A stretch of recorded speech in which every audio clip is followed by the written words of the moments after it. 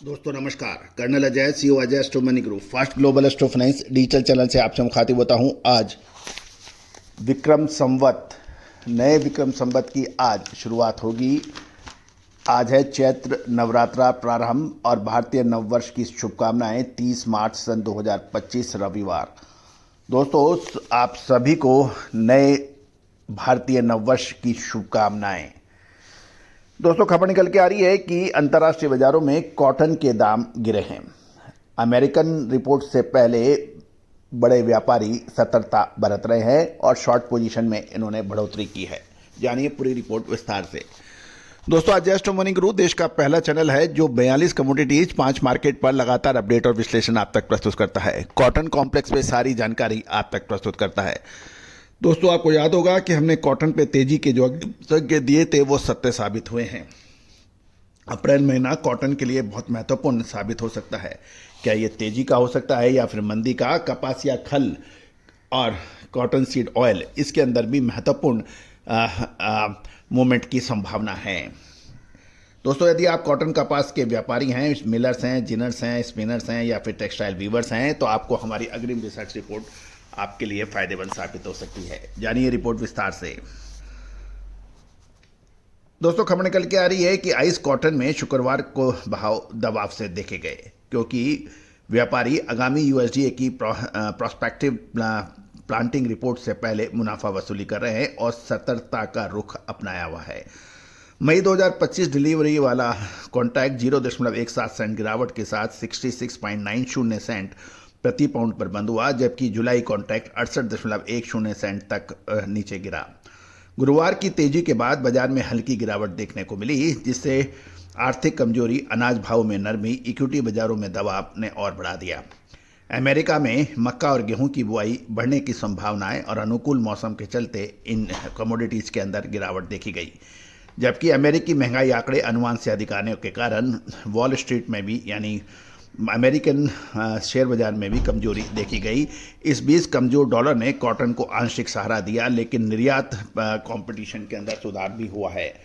साप्ताहिक निर्यात बिक्री के आंकड़े अपेक्षाकृत मजबूत थे और अमेरिकी रिपोर्ट के अनुसार कॉटन की कुल बुकिंग 3,93,400 रनिंग बेल्स की रही, जो पिछले सप्ताह की तुलना में 12% और 4 सप्ताह के औसत से 16% अधिक है।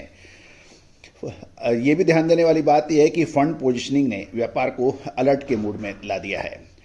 सीएफटीसी की कमिटमेंट ऑफ ट्रेड्स, जैसे सीओट कहते हैं, रिपोर्ट के अनुसार 25 मार्च को समाप्त होने वाले मैनेज मनी ने शुद्ध शॉर्ट पोजीशन में 4,193 कॉन्ट्रैक्ट्स की वृद्धि की, जिससे नेट शॉर्ट पोजीशन 73,810 तक की पहुंच गई है। ग्रॉस शॉर्ट 4.4% बढ़कर 1,03,587 कॉन्ट्रैक्ट हो गए हैं और ग्रॉस लॉन्ग 0.6% बढ़कर 29,777 कॉन्ट्रैक्ट हो गए हैं। स्प्रेड पोजीशन भी 1.2% बढ़कर 45,909 कॉन्ट्रैक्ट पर पहुंच गई है।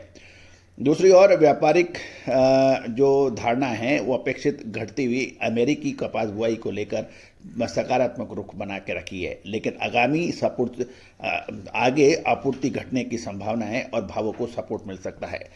जहां एक तरफ हेज फंड्स की बढ़ती शॉर्ट पोजीशनिंग बाजार में अलर्ट दिखा रही है और वहीं अगर सोमवार को यूएसडीए रिपोर्ट में बुआई की गिरावट की पुष्टि होती है तो बाजार में तेजी की संभावना बन सकती है और शॉर्ट कवरेज भी होगी।